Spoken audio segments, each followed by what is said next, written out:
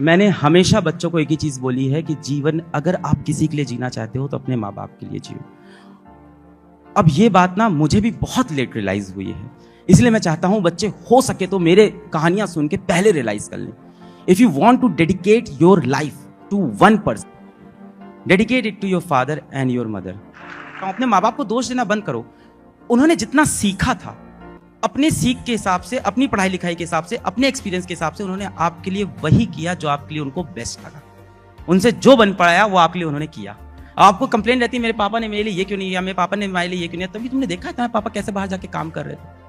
मैं बच्चों से बहुत बार बोलता हूँ, बेटा जिस दिन आपको पढ़ाई डिफिकल्ट लगे ना, कि पढ़ना बहुत डिफिकल्ट है, एक दिन जाइए अपने पिताजी के ऑफिस में, 8 घंटे देख के आइए वो कैसे काम करते हैं, कैसे उनका बॉस उनको कभी भी इंसल्ट करके चला जाता है किसी भी लोग के सामने।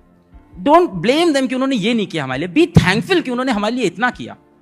आप बहुत लकी हो, आप बहुत लकी हो, आप बस फील नहीं करते हो। हम सन 2011 में मेरे पिताजी भी मुझे कॉलेज में एडमिशन कराने ले जा रहे थे, और जैसे जैसे लड़के बड़े हो जाते हैं ना, इनकी पिता से बातचीत बहुत कम हो जाती है, बहुत लिमिटेड हो जाती है। पिताजी से इतनी बातें बचती है, पापा पूछते हैं आके खाना खाया, जी पापा, पढ़ाई कैसी चल रही है, ठीक है पापा।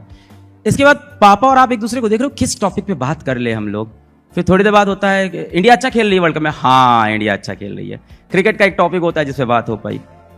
ऐसा तो है नहीं कि लड़के जाके रोज पापा को बोल रहे हैं पापा आपसे मैं बहुत प्यार करता हूँ, आई लव यू पापा। मतलब करना है पर पापा के साथ नहीं, कहीं और करना है ना। कितने लोगों ने यहाँ पिताजी को आई लव यू बोला होगा एक बार भी जीवन में। हाँ, अभी व्हाट्सएप चेक करूंगा कहाँ कहाँ आई लव यू तुम लोग रोज बोल रहे हो, और एक साथ कितनों को बोल रहे हो। पिताजी को नहीं बोला जा रहा है, मेरे से भी नहीं बोला गया कभी, और बहुत लिमिटेड बातचीत होती थी पिताजी से। और क्या होता है ना, जैसे जैसे लड़के या बच्चे जैसे जैसे बड़े होते हैं, लड़के लड़कियां बड़े होते हैं ना, वैसे वैसे ये 16-17 की उम्र आती है ना, इसमें हम बन जाते हैं क्रांतिकारी। हमें चाहिए आज़ादी, घर से आज़ादी चाहिए हमें। घर में लगता है बड़ी रिस्ट्रिक्शन है, रात को 9 बजे के बाद बाहर नहीं निकलना है, दोस्तों के साथ घूमने नहीं जाना है, टाइम पे सो जाना है, टाइम पे खाना खाना है। लॉजिकली देखो सारी बातें सही थी, पर हमें उस टाइम चाहिए होती है इस घर से आज़ादी। और आज़ादी कहाँ मिलेगी? आके कॉलेज। तो मेरा भी ऐसा ही सपना था कि भाई अब इस घर से आज़ादी मिले, इस पिताजी से आज़ादी मिले, मुझे यहाँ से निकलना है यार, इन लोग बड़ा परेशान करते हैं। तो 2011 में पिताजी मुझे कॉलेज लेके गए, तो फिर हॉस्टल मिल गया, और फिर पिताजी बोले कि रात की 9 बजे की ट्रेन है, हम चलते हैं। हमने कहा ठीक है। फिर पिताजी हॉस्टल के गेट पे आए, हम भी आए। फिर पिताजी हमसे बोलते हैं कि अलग जाओ, अंदर जाओ, रात हो गई, खाना खा लेना, और बेटा टाइम से सो जाना, और सुबह टाइम से उठ जाना। वो पूरा सब बता रहे थे कि टाइम से उठना है, टाइम से सोना है। फिर हमसे बोले कि बेटा रोज़ फ़ोन करना। हमने कहा ठीक है पापा, रोज़ फ़ोन करेंगे आपको। फिर हमसे बोलते हैं कि बेटा अगर तुमको पैसे की कोई ज़रूरत हो ना तो हमें बताना, और यहाँ किसी से पैसा मत मांगना। कॉलेज में आके ना बहुत सारी गलत गलत एक्टिविटीज़ होती है, क्योंकि आप होते हो 18-19 साल के यूथ, और आपको एक्सप्लॉइट करने के लिए बहुत सारे लोग आसपास, कॉलेज के आसपास बैठे होते हैं। पिताजी ने मुझसे बोला कि अगर तुमको पैसे की ज़रूरत हो तो ये मत सोचना कि तुम्हारे बाप के पास पैसे कम है, मैं कुछ भी भेज दूंगा, तुम्हें पैसे हमेशा भेजते रहूंगा, तुम किसी और से पैसे मत लेना। और पिताजी ने ये बात बोली, तब मुझे सडनली रियलाइज़ हुआ कि यार घर से तो दूर होने वाला है, मैं तो घर से दूर होने वाला हूँ। ये पिताजी यार इन्होंने इतना किया है, सारे पैसे इन्होंने ही दिए हैं। तब मुझे रियलाइज़ हुआ अरे क्या यार, मेरे दिमाग में क्या गलत सोच रहा था। मैं तुरंत झुका पिताजी का पैर छूने के लिए, और मैं पिताजी का पैर छुआ, पिताजी ऐसे साइड में इधर देखने लगे। उनकी आंख में एकदम आंसू भर गया कि लड़के को पहली बार बाहर छोड़ने जा रहे हैं। और हम लड़के जल्दी रोते नहीं हैं, पर अगर पिताजी की आंख में आंसू देख लें तो वो ऑटोमेटिकली भगवान ने बनाया। अगर हमारे पिताजी की आंख में आंसू है तो हमारे आंख में अपने आप आंसू चले आते हैं, भले ही अंदर फीलिंग आ रही हो नहीं आ रही हो।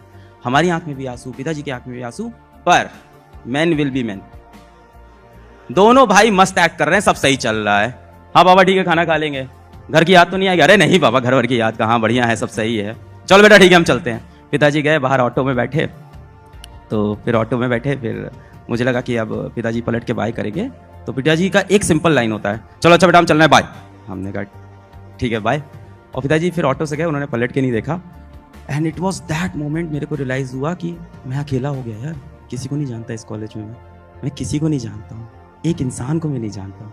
और उस टाइम मेरे अंदर से आवाज़ आ रही थी, पापा रुक जाओ यार, पापा रुक जाओ यार, कहाँ अकेले में छोड़ जा रहे हो पापा, डांट लेना है यार, कोई बात नहीं, टाइम पे उठ जाऊँगा, पापा यहाँ मत छोड़ के जाओ यार, किसी को नहीं जानता हूँ मैं। बट पिताजी चले गए।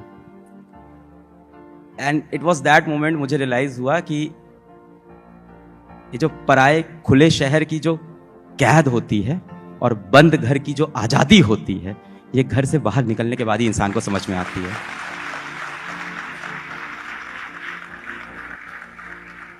मैंने हमेशा बच्चों को एक ही चीज बोली है कि जीवन अगर आप किसी के लिए जीना चाहते हो तो अपने माँ बाप के लिए जियो। अब ये बात ना मुझे भी बहुत लेट रियलाइज हुई है, इसलिए मैं चाहता हूं बच्चे हो सके तो मेरे कहानियां सुन के पहले रियलाइज कर लें। If you want to dedicate your life to one person, dedicate it to your father and your mother. Actually ना हमारे माता पिता भी हमें अपने से दूर भेजना चाहते नहीं है, असल में उनकी भी मजबूरी है, उन्हें हमारा फ्यूचर बनाना है, इसलिए भेजना पड़ जाता है। मेरी मम्मी हमसे बोली थी कि अपने कलेजे के टुकड़े को मैंने टुकड़े टुकड़े करके अपने से दूर कर दिया, और फोन पे रोते हुए। मम्मी तो स्टार्टिंग के एक हफ्ते जब फोन करती थी रोज रोती थी, रोज वो फोन करें, शुरू में अलो अलग अलो अलग, और वो रोना स्टार्ट कर दे। पापा नहीं रोते थे, या शायद पापा का रोना दिख नहीं पाता है, ये भी हो सकता है। कहा जाता है ना कि बाप बिना आवाज के बिना आंसू के रोता है, उसका आंसू दिख ही नहीं पाता किसी को। खैर एनीवेज, ये तो जिंदगी का सत्य था, हमने एक्सेप्ट किया, हमने कहा असलियत की जिंदगी अब शुरू हुई है अलग पांडे। फिर कॉलेज लाइफ स्टार्ट हो